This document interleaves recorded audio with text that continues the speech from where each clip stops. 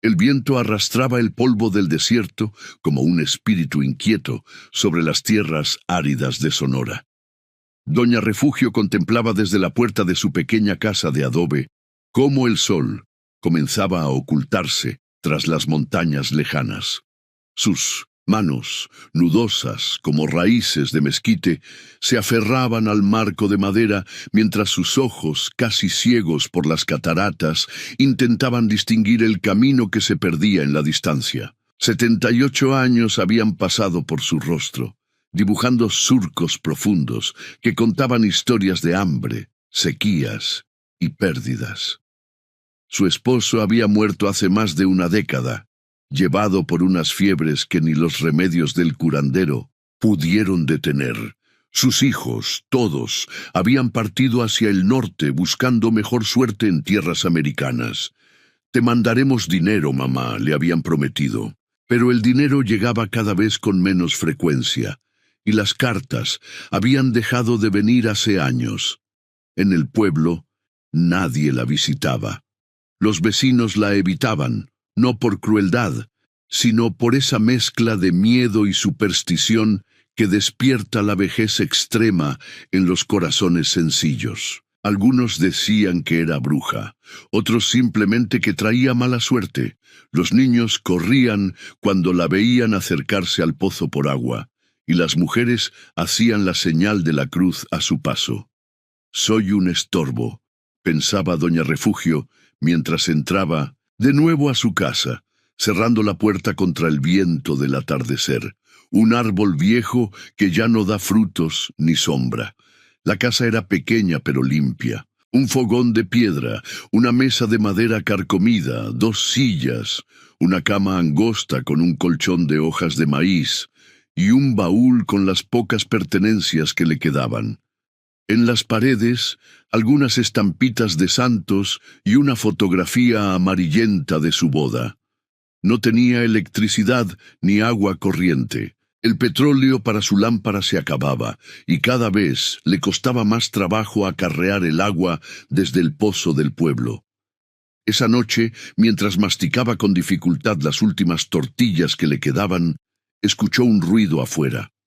No era el viento. Eran pasos cautelosos, como de alguien que no quiere ser descubierto. Doña Refugio tomó el único cuchillo que tenía y se quedó inmóvil, escuchando. Los pasos se detuvieron frente a su puerta. Hubo un momento de silencio y luego 3 golpes suaves. «¿Quién es?», preguntó, con una voz más firme de lo que esperaba. No hubo respuesta, solo el viento y el silencio de la noche. Volvió a preguntar, esta vez en voz más alta. «¿Quién anda ahí?». De nuevo solo silencio. Con el cuchillo en la mano se acercó a la puerta. «No tengo nada que robar», dijo.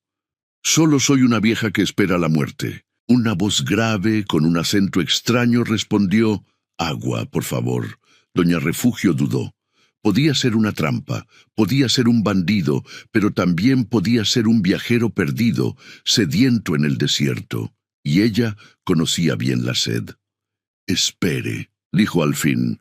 Dejó el cuchillo sobre la mesa, tomó el cántaro con el poco agua que le quedaba y abrió ligeramente la puerta. Lo que vio la dejó sin aliento. Un hombre alto, de piel cobriza y ojos oscuros como obsidianas, la miraba fijamente. Vestía pantalones gastados y una camisa de algodón sucia. En su cabeza, un pañuelo rojo contenía un cabello negro que caía hasta sus hombros. Pero lo que más impresionó a doña Refugio fueron sus ojos, orgullosos, cautelosos y al mismo tiempo extrañamente tristes. «Apache», murmuró ella, reconociendo de inmediato las facciones que tantas veces había visto dibujadas en los periódicos y carteles de «Se busca» durante su juventud. El hombre asintió levemente. «Indé», corrigió él en un español con fuerte acento. «Necesito agua». Ella le pasó el cántaro a través de la puerta entreabierta. Él bebió con avidez, vaciando casi la mitad. Cuando terminó, le devolvió el cántaro y dijo, Gracias, anciana. ¿Estás herido?, preguntó doña Refugio, notando una mancha oscura en el costado de su camisa. El hombre miró hacia abajo y asintió. «Rurales», dijo simplemente. «3 días persiguiéndome». Doña Refugio sabía lo que significaba eso. Los rurales, la policía rural, tenían órdenes de matar a cualquier apache que encontraran. Desde 1900, hace décadas, el gobierno había declarado oficialmente extinta la presencia apache en México, pero todos sabían que algunos seguían ocultos en las montañas más remotas, los últimos supervivientes de un pueblo casi exterminado. «Déjame ver», dijo ella, abriendo más la puerta. El hombre dudó, mirando hacia la oscuridad a su espalda, como si esperara ver a sus perseguidores surgir de las sombras. «Nadie viene por aquí», le aseguró ella. «Soy una vieja que todos evitan». Lentamente, el apache entró en la casa. Tenía que agacharse para pasar por la puerta y dentro parecía llenar todo el espacio con su presencia. Doña Refugio cerró y atrancó la puerta. «Siéntate», le indicó, señalando una de las sillas. Encendió la lámpara de petróleo y la acercó para examinar la herida. La bala había rozado su costado, abriendo un surco profundo pero limpio. La herida había dejado de sangrar, pero estaba sucia y comenzaba a mostrar signos de infección. «Hay que limpiarla», dijo doña Refugio, «o se infectará más y morirás de fiebres». El hombre la miró con recelo. «¿Por qué ayudas?». Ella se encogió de hombros. «¿Qué más voy a hacer? ¿Entregarte? Nadie me escucharía de todos modos. Soy invisible para ellos». Mientras hablaba, calentó agua en un cazo sobre el fogón y buscó en su baúl algunas hierbas secas que guardaba para emergencias. Preparó una infusión amarga y limpió la herida con cuidado. El hombre no se quejó, aunque ella sabía que debía dolerle. «Me llamo Refugio», dijo ella mientras trabajaba. «¿Y tú?». El hombre guardó silencio un momento. «Tadaste», respondió finalmente. «En tu lengua, águila que ve lejos». «¿Tienes familia, Tadaste?», preguntó ella, aplicando un emplasto de hierbas sobre la herida limpia. «Todos muertos», dijo él, su voz súbitamente más baja. «Mi esposa, mis hijos, soldados americanos, hace muchos inviernos». Doña Refugio asintió, comprendiendo el dolor. «Mis hijos viven, pero es como si estuvieran muertos. Se fueron al norte y me olvidaron». Terminó de vendar la herida con tiras de una sábana limpia y le ofreció las últimas tortillas que le quedaban. Él las aceptó con un gesto solemne de agradecimiento. «Debes descansar», le dijo ella. «Puedes dormir ahí». Señaló su cama. «Yo me quedaré en la silla». «No», dijo él. «Tú duerme en cama, yo en suelo. Estoy acostumbrado». Ella no insistió. Le dio una manta vieja y él se tendió en el suelo de tierra apisonada, cerca del fogón donde aún quedaban algunas brasas. Antes de acostarse, Tadaste revisó cuidadosamente la casa, especialmente las ventanas y la puerta. Luego sacó un cuchillo de su bota y lo colocó a su lado, al alcance de la mano. Doña Refugio se acostó en su cama, pero no podía dormir.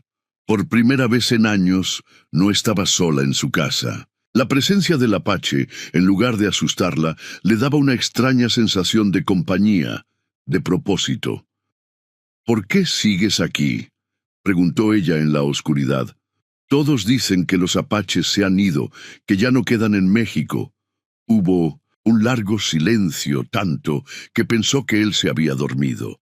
«Esta es mi tierra», respondió finalmente Tadaste, «tierra de mis padres, de mis abuelos, nacidos aquí muchas generaciones. No importa lo que digan tus papeles, tus gobiernos, esta tierra habla mi lengua». Doña Refugio asintió en la oscuridad, comprendiendo. Ella también estaba atada a esta tierra por raíces tan profundas como las del apache, aunque de distinta manera. «Duerme», dijo él. «Mañana me iré antes del amanecer». Pero cuando doña Refugio despertó con los primeros rayos del sol, Tadaste seguía allí, sentado junto a la puerta, mirando hacia afuera por una rendija. «Rurales», dijo en en voz baja, en el camino, buscando. Durante 3 días, Tadaste permaneció oculto en la casa de doña Refugio. Los rurales recorrieron la zona, preguntando en el pueblo, revisando las casas aisladas, pero nadie les indicó la casucha de la vieja, nadie pensó que valiera la pena mencionarla. En esos días, mientras la herida comenzaba a sanar, doña Refugio y Tadaste desarrollaron una rutina silenciosa. Él salía al amanecer antes de que nadie pudiera verlo y regresaba con conejos o codornices que cazaba con trampas hechas de ramas y cordeles. Ella cocinaba y preparaba remedios para su herida. Hablaban poco, pero se entendían. Al 4.º día, cuando los rurales parecían haberse marchado, doña Refugio se animó a ir al pueblo para comprar algunas provisiones con las pocas monedas que tenía guardadas. Al regresar, encontró la casa vacía. Tadaste se había ido, llevándose solo su cuchillo y dejando sobre la mesa un pequeño saquito de piel. Dentro había un puñado de semillas de maíz azul, del tipo que los indé cultivaban en las montañas. Era un regalo precioso. El maíz de los apaches, cultivado durante generaciones, adaptado a la sequía y al suelo duro. Semillas que no se vendían en ningún mercado. Doña Refugio plantó las semillas en el pequeño terreno detrás de su casa. Cada mañana las regaba con el agua que acarreaba del pozo, hablándoles como si pudieran entenderla, y crecieron fuertes y vigorosas, pronto más altas que ella misma. Una noche, casi 2 meses después, cuando el maíz ya mostraba sus primeras mazorcas, escuchó de nuevo los golpes en su puerta. Era Tadaste. Parecía más delgado, pero la herida había sanado completamente. «El maíz crece bien», dijo él, mirando hacia el huerto. «Es fuerte como tu gente», respondió ella, invitándolo a entrar.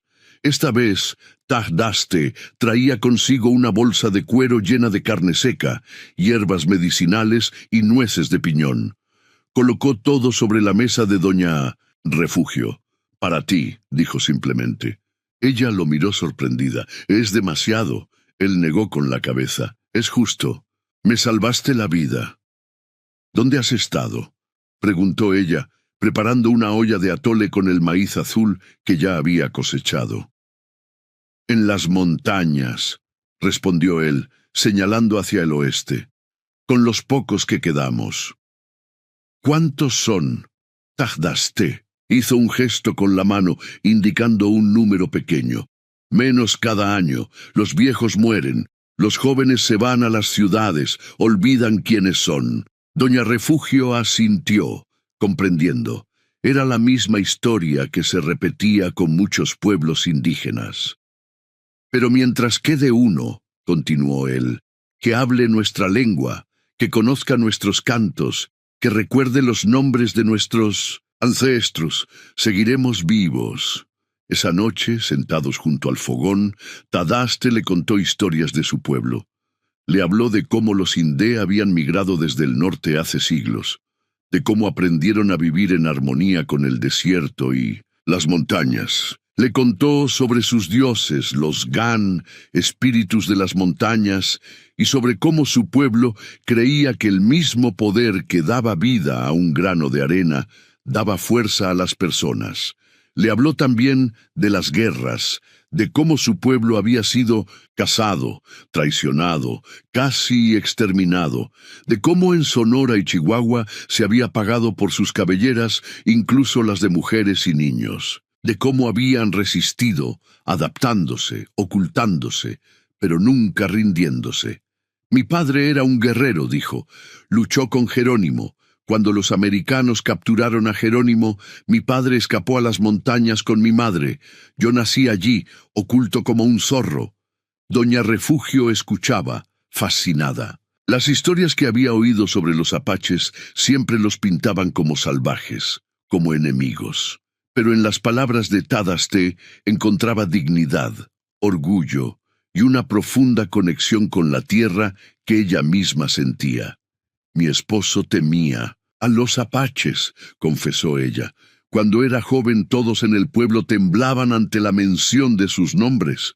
Decían que robaban niños, que mataban por placer. Tadaste sonrió amargamente. Los monstruos siempre son los otros, dijo. Para mis hijos, los monstruos eran los mexicanos y los americanos, que quemaban nuestras cosechas y envenenaban nuestros pozos. El silencio que siguió estaba cargado de una tristeza antigua, de heridas que nunca habían sanado completamente. Ahora somos pocos, continuó él, demasiado pocos para ser temidos, demasiado pocos para ser recordados. En tus escuelas enseñan que no existimos, que nos extinguimos como los dinosaurios, pero estás aquí, dijo doña Refugio tocando suavemente su brazo. Sigues vivo, él asintió. Sigo vivo, y tú también, anciana, los dos olvidados pero tercos. Esa noche, Tadaste durmió de nuevo en el suelo de la casa. Al amanecer salió a cazar. Al mediodía regresó con un venado pequeño que había abatido con su arco. Le enseñó a doña Refugio cómo preparar la carne al estilo hindé, cómo curtir la piel, cómo aprovechar cada parte del animal. Nada se desperdicia, le explicó. El venado entrega su vida para que vivamos. Debemos honrar ese sacrificio. Durante una semana, Tadaste permaneció con doña Refugio. Le reparó el techo que goteaba.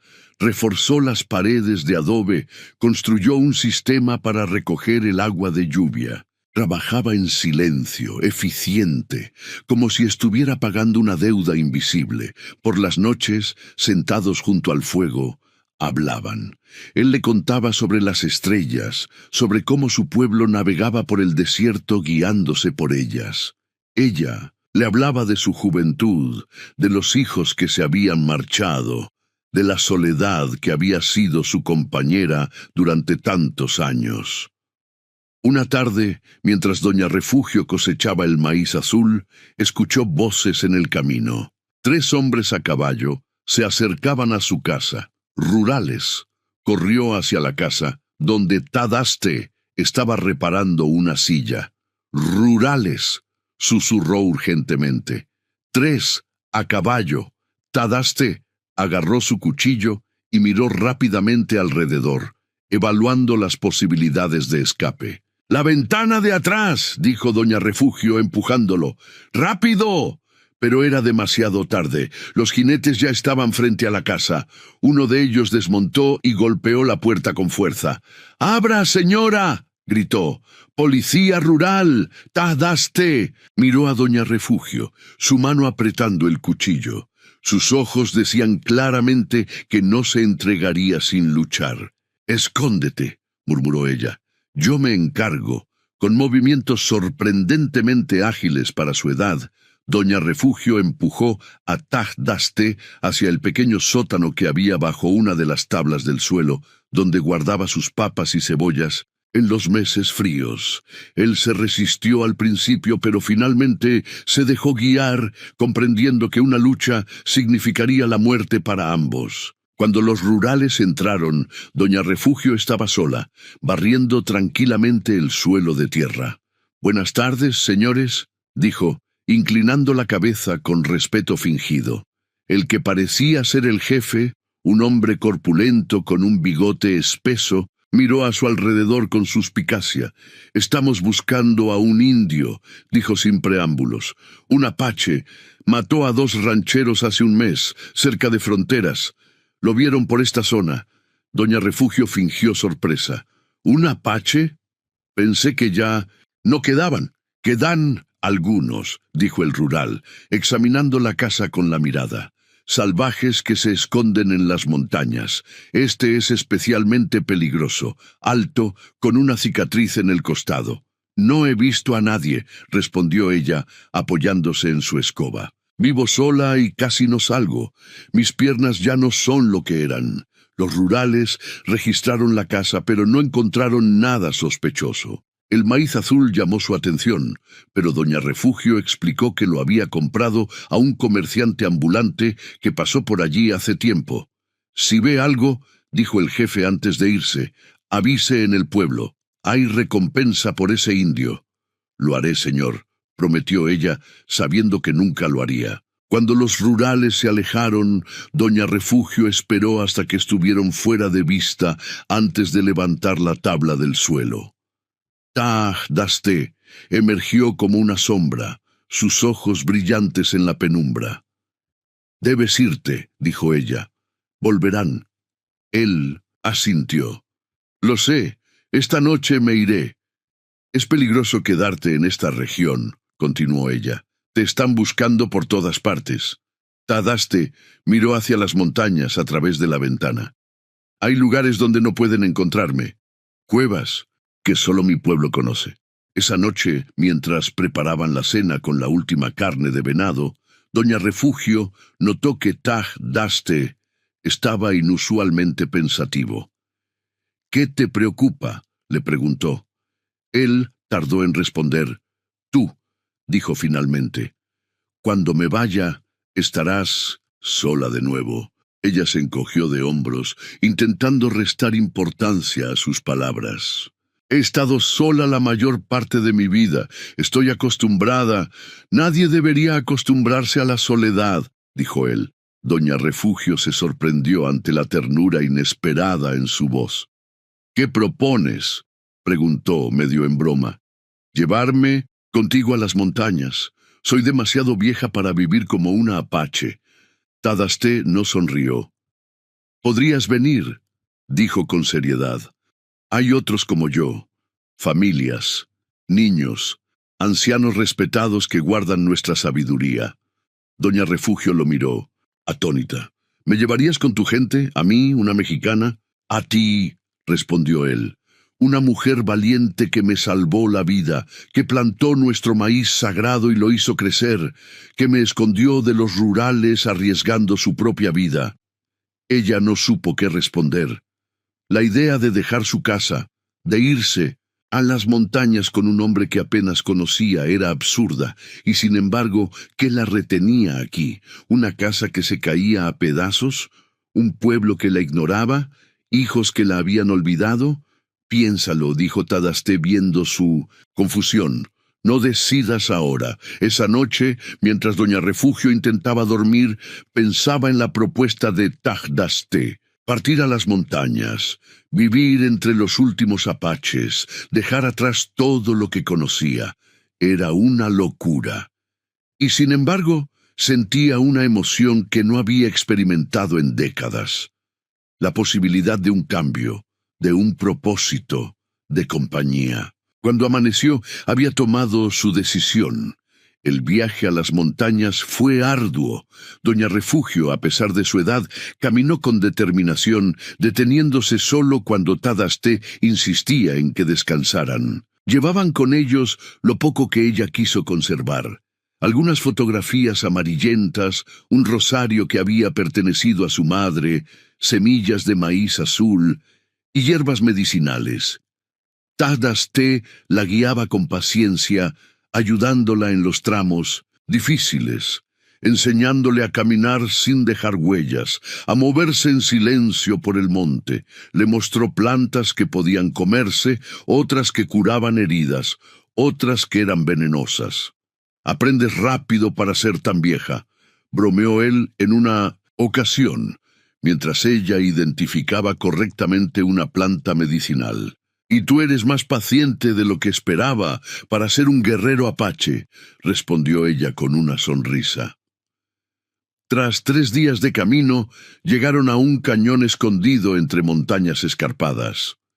Desde abajo parecía imposible que hubiera un asentamiento allí, pero Tadaste la condujo por un sendero casi invisible que ascendía en zigzag. «Mi gente», dijo cuando llegaron a la cima, señalando hacia un valle pequeño y fértil, oculto entre los picos. Doña Refugio vio un grupo de viviendas construidas con ramas, pieles y lona, dispuestas en círculo alrededor de un espacio central. Había tal vez una docena de construcciones, algunas más grandes que otras. Cerca corrían las aguas claras de un arroyo y pequeños huertos se extendían a ambos lados del campamento. Cuando se acercaron, un grupo de niños que jugaban cerca del arroyo los vio y corrió hacia el centro del campamento gritando algo en la lengua hindé. Pronto, varios adultos salieron a su encuentro. Tagdasté habló en su idioma, presentando a Doña Refugio. Ella notó miradas de sorpresa, de recelo y también de curiosidad. Una mujer mayor, de pelo blanco y rostro arrugado, como el de ella misma, se adelantó y la examinó con atención. «Esta es Naalin-Se», explicó Tagdasté, «la más anciana de nuestra banda, la que guarda nuestras historias». La anciana habló en español con un acento similar al de Tagdasté. «¿Por qué has traído a una mexicana aquí?» «Me salvó la vida», respondió él. «Me escondió de los rurales, plantó nuestro maíz sagrado y lo hizo crecer. Está sola como nosotros». Naalin-Se miró a Doña Refugio a los ojos como buscando algo en ellos. Luego, inesperadamente, sonrió. «Bienvenida, hermana», dijo, tomando las manos de Doña Refugio entre las suyas. «Cualquiera que haya salvado a uno de los nuestros es bienvenida». Esa noche, sentados alrededor del fuego, Doña Refugio conoció a la pequeña comunidad de hindé. Eran apenas 30 personas, algunas familias con niños, algunos ancianos, unos pocos guerreros como Tagdasté, los últimos de su banda resistiendo en las montañas, manteniendo vivas sus tradiciones. Tagdasté le explicó que vivían principalmente de la caza, la recolección y pequeños huertos. Se movían varias veces al año, siguiendo antiguas rutas que sus ancestros habían recorrido durante siglos. Este campamento era uno de sus refugios de verano, donde el agua era abundante y podían cultivar maíz, frijol y calabaza. En invierno, le dijo, iremos más abajo, donde el clima es más cálido. La presencia de Doña Refugio causó curiosidad, especialmente entre los niños, que nunca habían visto a una mexicana tan de cerca. Al principio la evitaban, pero pronto comenzaron a acercarse, atraídos por las historias que ella les contaba y por su habilidad para preparar dulces con miel silvestre y frutas del desierto. Con los adultos, la aceptación fue más lenta. Algunos, especialmente los más jóvenes, la miraban con desconfianza, pero Naalin-Se la tomó bajo su protección, enseñándole las costumbres hindé, ayudándola a aprender palabras en su idioma, mostrándole cómo tejer cestos con las técnicas apaches. Doña Refugio, a su vez, compartió sus conocimientos de hierbas medicinales, muchas de las cuales eran diferentes a las que los hindé utilizaban. Enseñó a las mujeres remedios para el dolor de muelas, para la fiebre, para las heridas infectadas. Les mostró cómo hacer jabón con plantas del desierto, cómo conservar frutas secándolas al sol. Con el tiempo, se ganó un lugar en la comunidad. Ya no era la mexicana, sino Abuela Refugio, respetada por su sabiduría y sus manos sanadoras. Una tarde, mientras ayudaba a Naalin-Se a preparar una medicina para un niño con tos, la anciana apache le preguntó, ¿no extrañas tu casa? ¿Tu pueblo? Doña Refugio reflexionó antes de responder. «Extraño mi casa», admitió, «los sonidos familiares, el olor de mi fogón, pero no extraño la soledad, no extraño ser invisible». Naalin-Se asintió, comprendiendo. «Aquí no eres invisible. Aquí tus ojos ven, tus manos hacen, tu voz se escucha», era cierto. Entre los hindé, Doña Refugio había encontrado algo que no tenía desde hace décadas: un propósito, respeto, compañía. Con Tagdasté desarrolló una relación especial. No era romántica. Ambos habían dejado atrás esa etapa de la vida, sino algo más profundo, un vínculo de respeto mutuo, de confianza, casi como entre madre e hijo. Él la llamaba Madre del Maíz Azul, un título de respeto que reconocía cómo ella había cuidado y hecho crecer las semillas sagradas. Le enseñaba a moverse por las montañas, a leer los signos del tiempo, a reconocer las huellas de los animales. Le contaba historias de su pueblo mientras trabajaban juntos, construyendo una vivienda para ella, más sólida que las demás, pensando en el invierno que se acercaba. «¿Por qué me trajiste realmente?», le preguntó ella un día mientras recogían leña en las laderas del cañón. Ta-Das-Te guardó silencio un momento, como solía hacer antes de hablar de algo importante. «Cuando te vi por primera vez», dijo finalmente, «vi a mi abuela. Ella era como tú, fuerte, sabia, terca». Hizo una pausa. «Cuando los soldados americanos atacaron nuestro campamento, ella se quedó atrás para que los demás pudiéramos escapar. Nunca pude despedirme». Doña Refugio asintió, comprendiendo el peso de esas palabras. «Y cuando me curaste», continuó, «me recordaste que todavía hay bondad en el mundo, incluso entre aquellos que se supone que son nuestros enemigos. No somos tan diferentes», dijo ella, «tu pueblo y el mío. Ambos conocemos el hambre, la sed, la pérdida. El invierno llegó con vientos helados que bajaban de las montañas.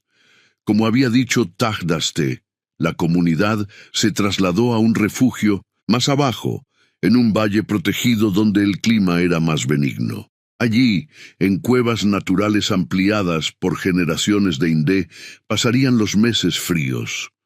La cueva asignada a Doña Refugio era pequeña, pero confortable, con paredes recubiertas de esteras tejidas que aislaban del frío.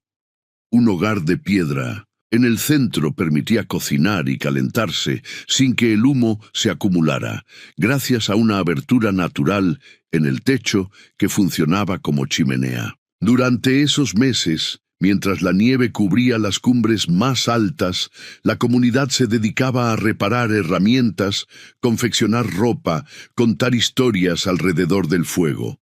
Los niños recibían enseñanzas de los ancianos, aprendían la lengua, las tradiciones, los cantos sagrados. Doña Refugio observaba todo con fascinación.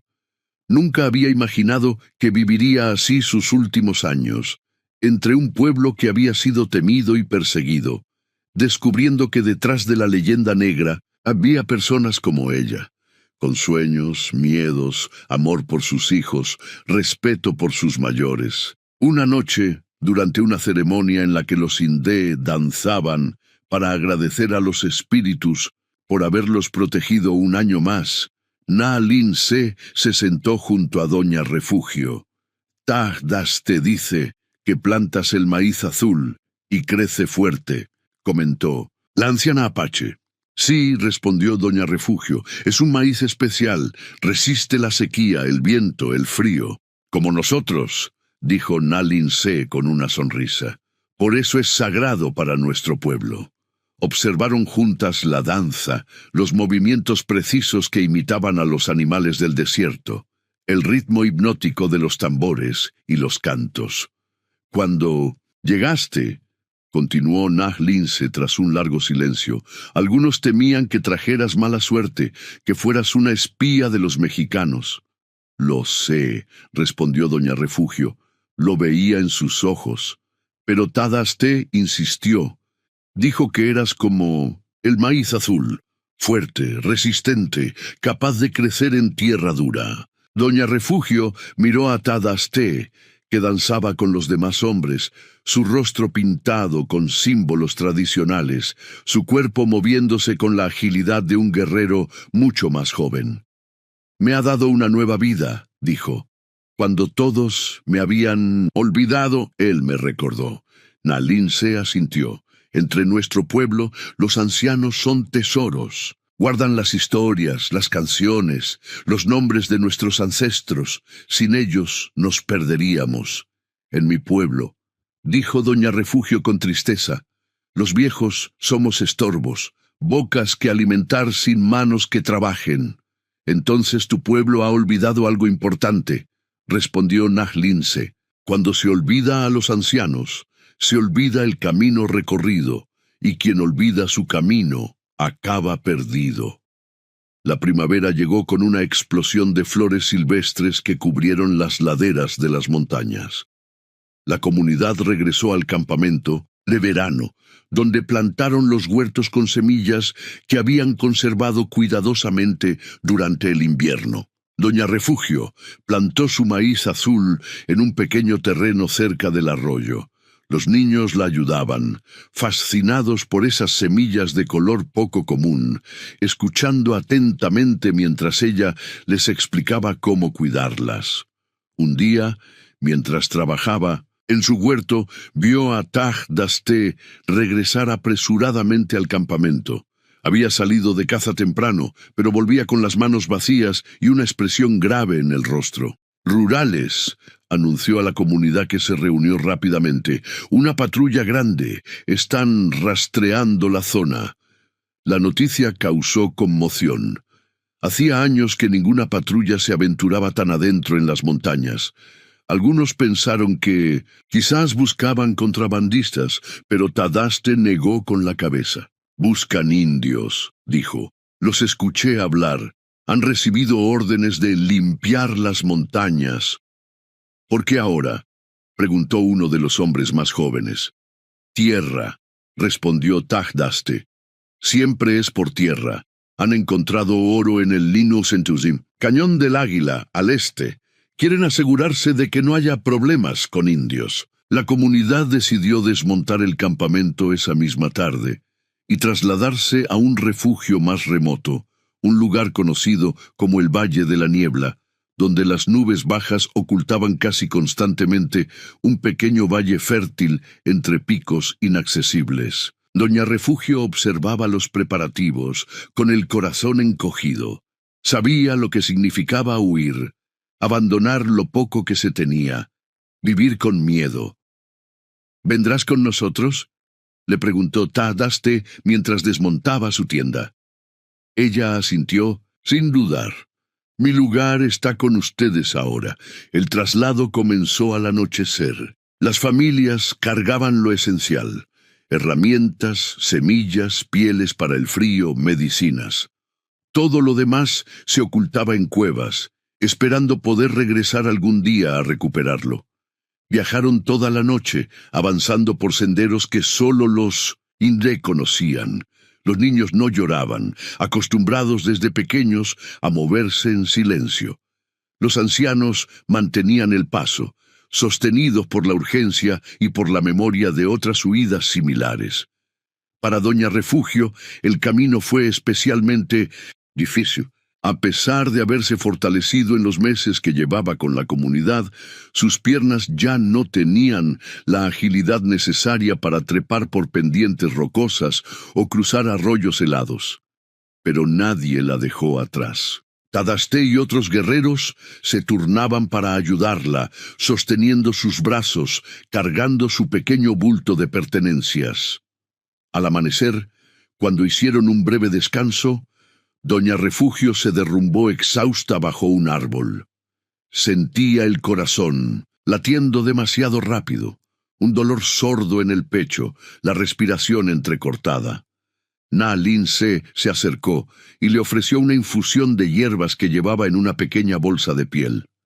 «Para el corazón cansado», dijo, ayudándola a beber. «Soy una carga para ustedes», murmuró Doña Refugio. «Deberían dejarme. Puedo esconderme en alguna cueva hasta que pase el peligro». La anciana apache negó firmemente con la cabeza. «Nadie queda atrás. Es nuestra ley». Doña Refugio bebió la infusión, que tenía un sabor amargo pero reconfortante. Poco a poco, su respiración se normalizó y el dolor en el pecho disminuyó. «Descansa un poco más», le dijo Na Lince. «Luego seguiremos». Cuando reanudaron la marcha, Taj Dasté improvisó una especie de camilla con ramas y pieles, donde Doña Refugio podía recostarse mientras 4 hombres la transportaban por los tramos más difíciles. Ella protestó al principio, pero la Mirada firme de Tadasté la hizo ceder. «Has caminado suficiente, madre del maíz azul», le dijo. «Ahora déjanos ayudarte como tú me ayudaste a mí». El Valle de la Niebla resultó ser tal como su nombre prometía, un lugar oculto entre montañas escarpadas, donde la condensación del amanecer creaba una densa niebla que ocultaba el valle a miradas indiscretas.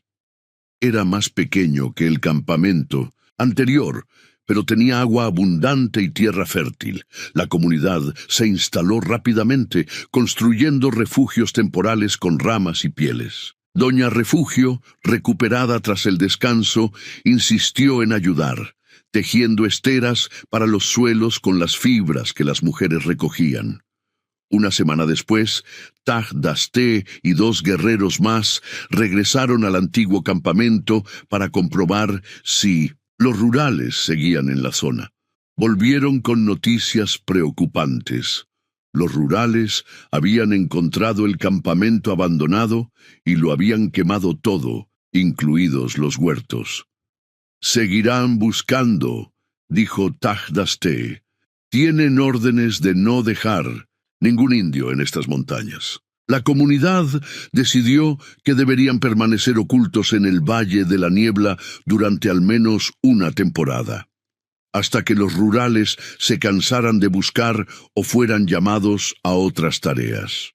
Plantaron los huertos de nuevo, construyeron refugios más permanentes, establecieron puestos de vigilancia en los puntos altos.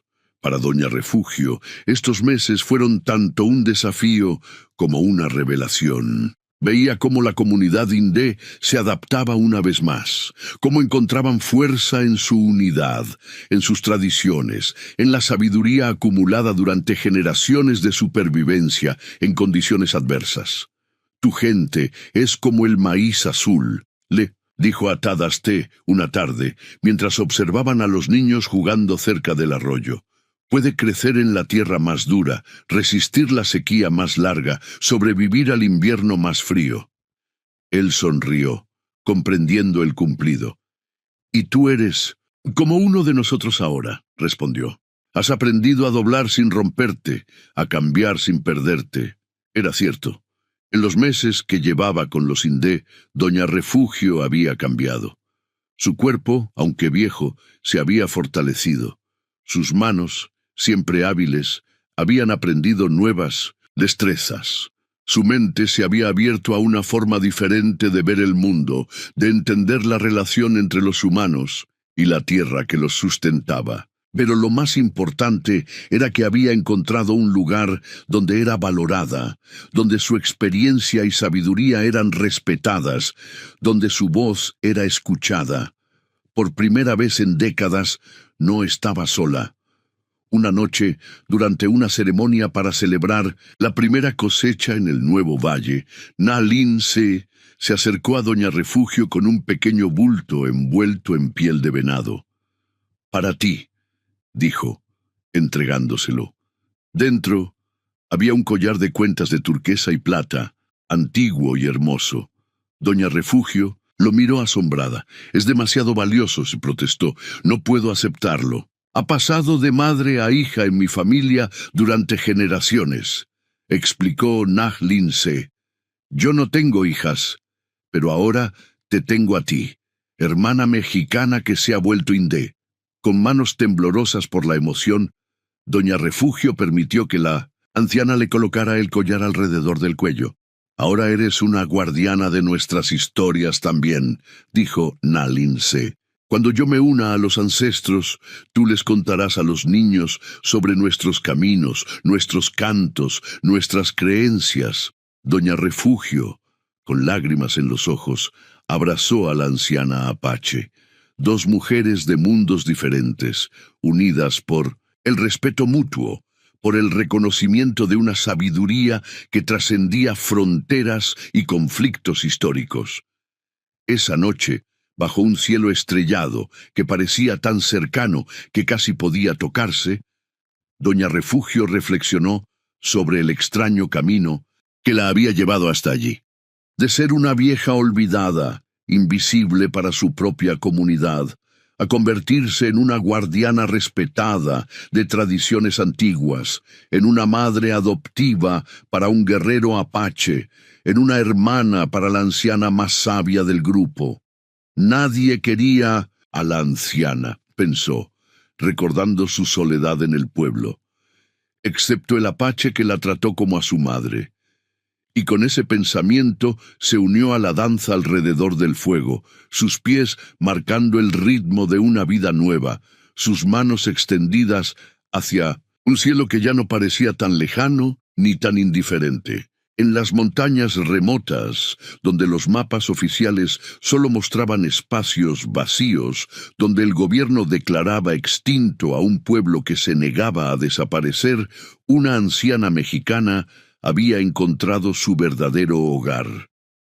Y una comunidad indé había descubierto que la sabiduría y el coraje no conocen fronteras de sangre o idioma. El maíz azul seguiría creciendo, temporada tras temporada, sus raíces profundas, sus tallos flexibles, pero inquebrantables, sus mazorcas nutriendo a un pueblo que, como él, había aprendido a sobrevivir en la tierra más dura, bajo el sol más implacable. Y cuando los niños indé preguntaran, en años venideros, por qué una anciana mexicana vivía entre ellos, les contarían la historia de Refugio, la madre del maíz azul, y de cómo un acto de compasión hacia un guerrero herido había tejido un nuevo hilo en el tapiz de su pueblo, un hilo que fortalecía el tejido entero. Porque así era la vida en las montañas, dura pero hermosa, peligrosa pero llena de maravillas inesperadas. Como el encuentro entre una anciana olvidada y un guerrero apache, dos almas solitarias que juntas habían encontrado algo que ambos creían perdido para siempre: un hogar, una familia, un propósito.